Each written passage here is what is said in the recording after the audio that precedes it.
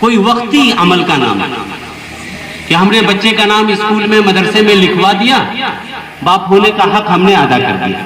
بزرگوں، یہ تعلیم اور تربیت یہ وقتی عمل کا نام نہیں ہے، یہ پوری زندگی کے ایک مسلسل تسلسل کے ساتھ کیے جانے والے عمل کا نام ہے۔ قرآن کریم کی ایک آیت کو اگر دیکھا جائے، وقت نہیں ورنہ تفصیل سے بات کرتا، یہ وقت کیسے گزر گیا مجھے بھی اندازہ نہیں ہوا، ورنہ تفصیلی بات کرتا۔ قرآن کریم نے جو نقطہ ذکر کیا ہے، اگر اس نقطے پر غور کریں تو ساری بات سمجھ میں آ جاتی ہے کہ تربیت اور اولاد کے حقوق کیا ہیں۔ قرآن نے کہا نساؤکم حرث لکم، کہ تمہاری اولاد تمہارے لیے کھیتیاں ہیں، تمہاری بیویاں تمہارے لیے کھیتیاں ہیں۔ تو گویا اس سے پتہ یہ چلا کہ بچے جو ہیں وہ تمہارے لیے اس کی اپج ہے، پیداوار ہے۔ ایک کسان کو جو پیداوار حاصل ہوتا ہے اس کے لیے وہ مختلف چیزیں تلاش کرتا ہے۔ سب سے پہلے آدمی کہیں بھی بیج نہیں ڈالتا، اس کے لیے ہموار زمین تلاش کرتا ہے۔ اس سے بھی اشارہ ہے کہ نکاح کے وقت بیوی جس کو بمنزل حرث کہا گیا ہے وہ ویسی تلاش کی جائے جس کے اندر نمو کی صلاحیت موجود ہو۔ پھر ہر انسان یہ چاہتا ہے کہ اس کھیت کے اندر جو بیج پڑے وہ صحیح سالم ہو، صحیح ہو، حلال اور حرام کی تمیز کے بغیر۔ اگر نطفہ اندر گیا تو ظاہر سی بات ہے اس کے اثرات بھی مرتب ہوں گے، اس لیے کہ بیج اگر کمزور ہوگی تو اس سے جو غلہ اور پیداوار ہوگا وہ بھی غلط ہوگا۔ پھر یہ کہ غلہ حاصل ہونے کے لیے صرف بیج ڈال دیے ذمہ داری ختم نہیں ہوگی، بلکہ سردی، گرمی، برسات کے اعتبار سے اس پودے کی رکھ رکھاؤ اور دیکھ ریکھ بھی آپ کی ذمہ داری ہوتی ہے۔ کسانوں کو آپ دیکھتے ہیں کہ کتنی محنت کرتے ہیں، ہل چلاتے ہیں، دانہ ڈالتے ہیں، وقت پر کھاد ڈالتے ہیں، پانی کا انتظام کرتے ہیں، اس کو دھوپ سے، سردی سے، گرمی سے بچاتے ہیں، اس کے پتوں کی حفاظت کے لیے بیڑ لگاتے ہیں، کیا کچھ نہیں کرتے۔ ایک درخت سے ایک آم اور ایک پھل حاصل کرنے کے لیے کتنی جتن کرنی پڑتی، بیٹے کی طرح اسے پالنا پڑتا ہے، پوسنا پڑتا ہے، اور یہ روزانے کا عمل ہے۔ یہ نہیں کہ ایک مرتبہ پانی ڈال دیا بس ہو گیا، ایسا نہیں، بلکہ روز دیکھ ریکھ کرنی پڑتی۔ اسی طرح اس سے یہ اشارتاً یہ بھی پتا چلا کہ اولاد جو ہے یہ اولاد بھی مثل درخت کے، امام غزالی نے ایک جگہ لکھا ہے کہ اولاد کی مثال خضرو درخت کی، خضرو درخت کی، اگر اس کی چھٹائی کٹائی ہوتی رہے گی تو یہ سیدھا جائے گا، صحیح جائے گا، اور یوں ہی چھوڑ دیا جائے تو ٹیڑھا میڑھا ہو کے رہ جائے گا۔ آپ دیکھتے ہیں درخت جب چھوٹا ہوتا ہے، ترچھا ہوتا ہے، تو بانس وغیرہ لگا کے لوگ سیدھا کرنے کی کوشش کرتے ہیں، رسی باندھ کر ادھر کھینچتے ہیں کہ کہیں ٹیڑھا نہ ہو جائے۔ اسی طرح اولاد کی تربیت کے لیے بھی اس کی ضرورت ہے کہ ہر وقت اس پر نگاہ رکھی جائے۔ ہم یہ سمجھتے ہیں کہ مدرسے میں بچے کو بھیج دیے، اسکول میں بچے کو بھیج دیے، ہماری ذمہ داری پوری ہو گئی۔ یاد رکھیں اللہ کے رسول صلی اللہ علیہ وسلم نے تعلیم و تربیت کی ذمہ داری ماں باپ پر رکھی ہے، استاذ پر نہیں۔ اللہ کے رسول فرماتے ہیں الا کلکم راع وکلکم مسئول عن رعیتی، کہ تم میں کا ہر شخص ذمہ دار ہے اور ہر شخص سے اس کے رعیت اور ماتحتوں کے بارے میں سوال ہوگا۔ ماں باپ ذمہ دار ہیں، ان سے ان کی اولاد کے بارے میں پوچھا جائے گا۔ اس لیے آپ اسکول میں نام لکھا دیے، آپ کی ذمہ داری ختم، ایسا نہیں، بلکہ یہ آپ کی ذمہ داری ہے کہ آپ یہ معلوم کریں کہ آپ کا بچہ وقت پر اسکول جا رہا ہے، مدرسہ جا رہا ہے یا نہیں جا رہا ہے، جا کر کیا کر رہا ہے، پڑھ رہا ہے نہیں پڑھ رہا ہے، سبق سنا رہا ہے نہیں سنا رہا ہے، ہوم ورک مکمل کر رہا ہے نہیں کر رہا ہے۔ یہ آپ کی ذمہ داری ہے، ماں باپ کی یہ ذمہ داری ہے۔ اس کی دوستی کن بچوں کے ساتھ ہے، یہ اپنا وقت کہاں گزار رہا ہے، موبائل کا استعمال کس انداز سے کر رہا ہے، ان سب پر نگاہ رکھنا ماں باپ کی ذمہ داری ہے، ماں باپ کی ذمہ داری ہے۔ حدیث میں آتا ہے نا، ماں باپ کے بارے میں پوچھا گیا کہ یہ کیا ہے، اللہ کے رسول نے فرمایا ہما جنتک و نارک، کہ وہ تمہارے لیے جنت بھی ہے اور جہنم بھی ہے۔ علماء نے لکھا ہے کہ جس طرح ایک اولاد کے لیے اس کے ماں باپ جنت یا جہنم ہے، اسی طرح ماں باپ کے لیے اس کی اولاد بھی اس کے لیے جنت یا جہنم۔ اگر اچھی تربیت نہیں کیا اور بچے بگڑ گئے تو وہ اس کو جہنم میں لے جانے کا ذریعہ بنے گا، اور اگر اچھی تعلیم و تربیت کر دیا تو ان کے اعمال مرنے کے بعد بھی ماں باپ کے نامہ اعمال میں جڑتے رہیں گے، وہ ولد صالح یدعو لہ، جی یہ صدقہ جاریہ بنے گا۔ اس لیے ہم اس بات کو سمجھیں کہ صرف ہماری خواہش سے یا کسی ادارے میں داخلہ کرا دینے سے آپ کے بچوں کا مستقبل بہتر نہیں ہوگا، بلکہ آپ اگر یہ چاہتے ہیں سنجیدگی سے کہ آپ کے بچوں کا مستقبل بہتر ہو تو آپ اپنے بچوں کو آج سے وقت دینا شروع کیجیے۔ آج سارے کام کے لیے ماں باپ کے پاس وقت ہے، موبائل، فیس بک، واٹس ایپ پر گھنٹوں ضائع کرنے کے لیے ماں باپ کے پاس وقت ہے، لیکن اگر نہیں ہے وقت تو بچوں سے ملنے جلنے اور ان سے تبادلے خیال کے لیے وقت نہیں ہے۔ اور دوسری چیز یہ ہے کہ آپ اگر بچے کی بہترین تربیت کرنا چاہتے ہیں تو جیسا بنانا چاہتے ہیں ویسا خود بننے کی کوشش کیجیے۔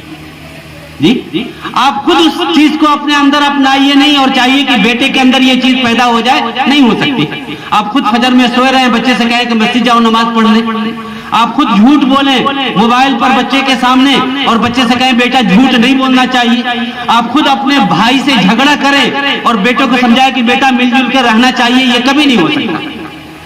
بچوں کو جو نصیحت اور افہام و تفہیم کیا جائے یہ مؤثر اس وقت ہوتا ہے جب یہ قول کے بجائے اپنے کردار سے انسان کرنا شروع کر دے۔ آپ اپنے عمل سے جو چیز بچوں کو سمجھائیں گے، بچہ آپ کو جیسا دیکھے گا ویسا کرے گا، جو کہیے گا وہ کرے گا، اس کی کوئی گارنٹی نہیں، لیکن ماں باپ کو جو کرتا ہوا بے شعوری کے عالم میں وہ دیکھے گا وہ وہی کرے گا۔ اس لیے اللہ کے رسول نے نماز جیسی اہم عبادت کے بارے میں کہا کہ ساری نمازیں مسجد میں نہ پڑھا کرو، فرض مسجد میں ادا کرو، نوافل گھر آ کے پڑھو۔ اب ذرا اندازہ کیجئے کہ گھر کا ماحول مسجد سے بہتر ہے کیا؟ نہیں نا۔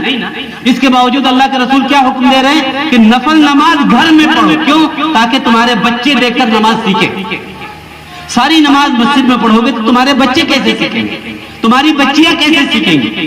ان کی تعلیم اس کے اندر پوشیدہ ہے کہ ان کو کہا گیا کہ اپنے گھروں کو قبرستان نہ بناؤ، یعنی جس طرح مسجد میں تلاوت کرتے ہو گھر میں بھی تلاوت کرو تاکہ تمہارے بچے اس کو دیکھ کر سیکھیں۔ تو بچوں کو بہتر بنانے کے لیے سب سے بہترین طریقہ یہ ہے کہ جو آپ بچے کو بنانا چاہتے ہیں خود آپ بن جائیے۔ آپ چاہتے ہیں کہ ان کے اندر پیار محبت ہو تو پیار محبت آپ اپنا لیجیے، آپ دوسروں کے ساتھ اچھے اخلاق سے ملنا شروع کر دیجئے، آپ کا بچہ دیکھا دیکھی خود بن جائے گا۔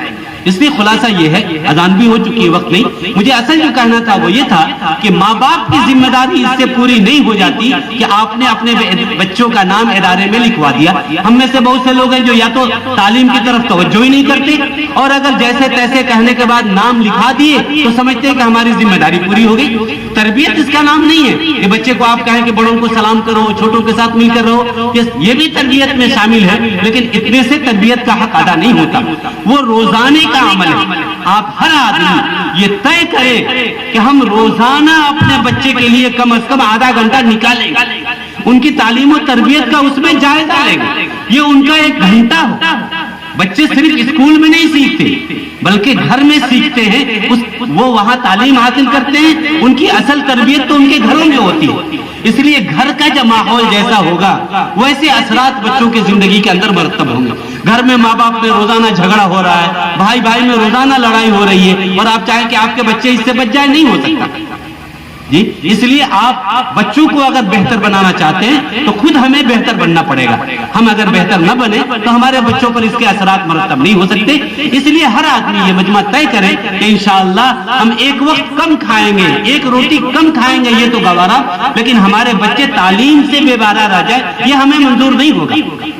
آج جو ملک کی صورتحال ہے سب کے سامنے، بزرگوں جو صورتحال ہے اور جو پلاننگ ہے آج دشمن قوم کی، ہم آپ کو اس کا احساس بھی نہیں، ہم سمجھ بھی نہیں پا رہے۔ اگر یہی ہماری بے حسی کا حال رہا تو ہو سکتا ہے کہ ہماری اولاد تو مسلمان رہ جائے، لیکن وہ اپنے اولاد کو مسلمان باقی رکھے گی یا نہیں اس کی گارنٹی نہیں لی جائے۔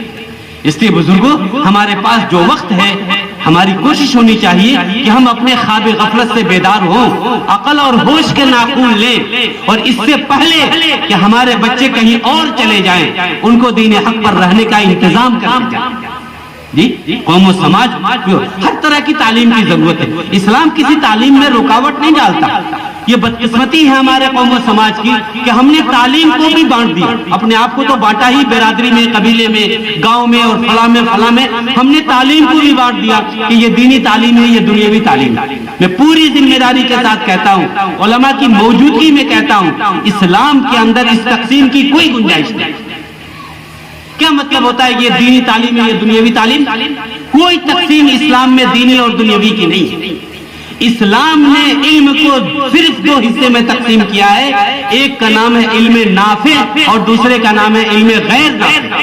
مفید علم اور نقصان دہ علم, وہ تمام علم جو نفع بخش ہے انسان کے لیے, چاہے دنیا کے اعتبار سے ہو یا آخرت کے اعتبار سے, وہ اسلامی علم ہے. اسلام اس کا حکم دیتا ہے, اسلام اس کا حکم دیتا ہے. اور وہ تمام علوم جو انسان کو نقصان پہنچاتے ہیں وہ غیر اسلامی علم ہے, اس کی اجازت نہیں ہے. ایک آدمی قرآن پڑھ رہا ہے جھگڑا کرنے کے لیے, یہ بھی حرام ہے. اللہ کے رسول نے فرمایا من صلی یرائی فقد اشرک. من صلی یرائی, کوئی آدمی دوسرے کو دکھانے کے لیے نماز پڑھ رہا ہے تو وہ عبادت نہیں کر رہا ہے, شرک کر رہا ہے. تو ہم قرآن پڑھ کے بھی مجرم بن سکتے ہیں اور انگریزی پڑھ کے بھی خدا کی معرفت کے قریب ہو سکتے ہیں. اسلام میں اس کی تقسیم نہیں. اسلام تو نافعیت کی بنیاد پر علم کی حوصلہ افزائی کرتا ہے. اللہ کے رسول کی دعاؤں میں یہی دو لفظ ملتے ہیں, اللہم انا نسألک علما نافعا, اللہم انی اعوذ بک من علم لا ينفع. اے اللہ میں آپ سے علم نافع کا سوال کرتا ہوں, اور اے اللہ ان علوم سے میں پناہ چاہتا ہوں جو نفع بخش نہیں. اللہ کے رسول نے کہا تھا نا, اطلب العلم ولو کان بالصین. کون سا علم تھا سین کے اندر جہاں اللہ کے رسول بھیج رہے تھے؟ قرآن و حدیث تو مکہ اور مدینہ میں نازل ہو رہا تھا. آپ کیوں کہہ رہے ہیں چین جانا پڑے علم حاصل کرنے کے لیے؟ تو جاؤ, چین میں کون سے علوم تھے اس وقت؟ جی یہ سوچنے کی چیز. آج ہم اپنے ذہن کو بدلیں. اس لیے نافعیت کی بنیاد پر علم سیکھیں.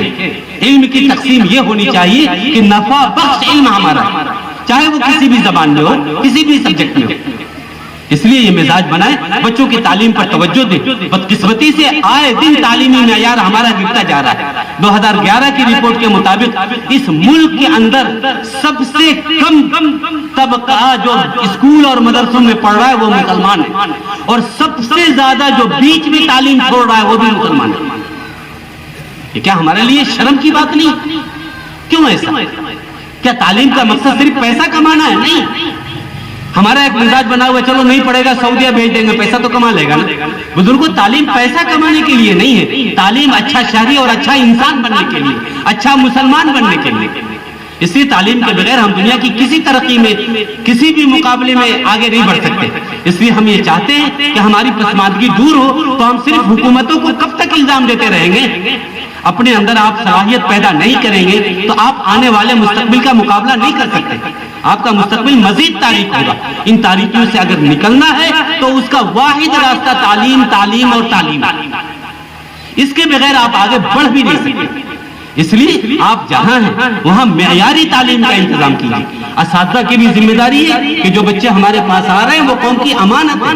ہم صرف پیسے کمانے کے لیے تعلیم کا نظام نہ چلائیں, بلکہ ہم بچوں کو بہترین انسان بنانے کے لیے, دنیا اور آخرت کے اعتبار سے ان کو ایک مفید انسان بنانے کے لیے تعلیم دیں. ہماری یہ قومی ذمہ داری ہونی چاہیے. ماں باپ کی بھی ذمہ داری ہے کہ وہ معیاری اسکول اور اداروں کا انتخاب کریں اور روزانہ بچوں کو وقت دیں کہ بچے کیا پڑھیں, آج کیا پڑھ کے آئے, ہوم ورک پورا ہوا نہیں ہوا, آج اسکول میں مدرسے میں تم کو کیا سکھایا گیا.